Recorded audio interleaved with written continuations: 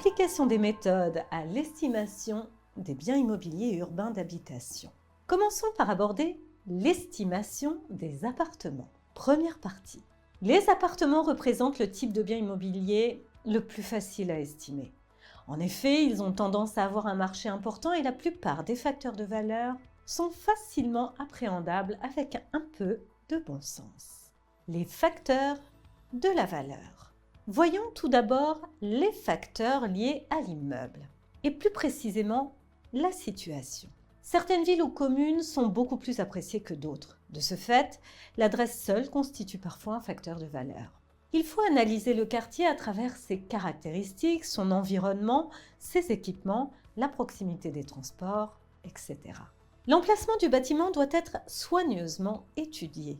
Se trouve-t-il dans une partie bien aménagée de la rue, en face d'un espace vert ou au contraire à côté d'un terrain vague? Plus généralement, l'environnement fait partie des caractéristiques d'attractivité d'un logement et donc de son prix. Un appartement à Paris, par exemple, donne accès à un vaste réseau de transports publics, à un environnement culturel ainsi qu'à une quantité et une diversité d'emplois sans égal en France. À l'opposé, si la région est moins attractive, les prix des logements baissent. Cette baisse s'explique par le fait que la région offre moins d'avantages. La baisse de la demande qui fait chuter les prix résulte de la diminution des avantages qu'offre la localisation. La qualité de la construction. Il faut estimer l'impact sur la valeur de l'âge de la construction, mais aussi de sa qualité. Une construction en pierre de taille est généralement plus appréciée qu'une construction en briques apparentes ou en moellon. Son état, également, qu'on pourrait mesurer par le coût de travaux à prévoir à court, moyen et long terme sur le gros œuvre, dont le ravalement, les parties communes, l'équipement collectif, dont on appréciera les caractéristiques. Mais aussi l'absence d'ascenseur qui n'a pas la même incidence pour un appartement au premier ou au 5e étage. Les facteurs juridiques. Les règles d'urbanisme ont généralement moins d'incidence sur la valeur d'un appartement que sur une maison. Toutefois, les terrains sous-développés peuvent donner à un appartement une valeur beaucoup plus élevée que ne l'indique une simple comparaison par mètre carré de surface habitable. Cela est dû à une éventuelle récupération ou élévation du terrain. Les servitudes de droit privé doivent aussi être évaluées. Les facteurs liés à l'appartement. La surface. La valeur d'un appartement dépend de sa surface habitable. Elle dépend également de la surface des parties de l'appartement ne répondant pas à la définition de superficie habitable telle que partie à hauteur sous plafond inférieure à 1,80 m, balcon, loggia, terrasse, etc. Une expertise d'appartement implique donc nécessairement de le mesurer ou de disposer des résultats d'un mesurage fiable. Les annexes. Sans prendre en compte les annexes non séparables du local principal tels que balcon, loggia ou séchoir intégré par exemple, il est important de tenir compte des annexes séparées qui peuvent être vendues distinctement.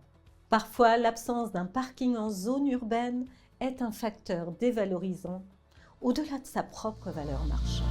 N'oublie pas de t'abonner à notre chaîne pour ne manquer aucune de nos prochaines vidéos. Et surtout, pense à liker si le contenu te plaît. La distribution. Les pièces sont-elles indépendantes? Y a-t-il des espaces perdus? Peut-on affirmer que la disposition est bonne? De même, le nombre de pièces par rapport à la surface de l'appartement peut avoir un impact important. Par exemple, un appartement de 100 m² de surface habitable se vendra souvent plus cher s'il y a 4 pièces principales plutôt que 3 pièces principales. Le confort. L'absence de confort se traduit par un coût à engager pour l'installer, donc une valeur avant travaux moindre. Ainsi, le type de chauffage peut avoir une incidence collectif ou individuel, par radiateur ou par le sol. L'état. Le constat est le même que pour le bâtiment en ce qui concerne le coût des travaux à prévoir. Il convient de noter qu'un appartement dans un état impeccable peut ne pas être très valorisant car il peut ne pas être attrayant dans sa décoration ou la nature des matériaux, le choix des couleurs, de sorte qu'un bon état peut ne pas être valorisant. En revanche, un mauvais état est toujours dévalorisant. L'étage. Avec ascenseur, la valeur augmente généralement en étage élevé. S'il n'y a pas d'ascenseur, la dépréciation devient significative à partir du 3e étage. Cette dépréciation est d'autant plus importante qu'elle concerne les appartements familiaux et de bon standing. En conséquence, on peut s'attendre à un abattement de 15 à 25% selon l'étage par rapport à un appartement identique avec ascenseur. En liaison avec l'étage, les autres facteurs à apprécier sont l'ensoleillement, l'existence ou non de vis-à-vis proches, les nuisances et les éléments d'agrément particuliers tels que la vue sur un espace vert. Le montant des charges.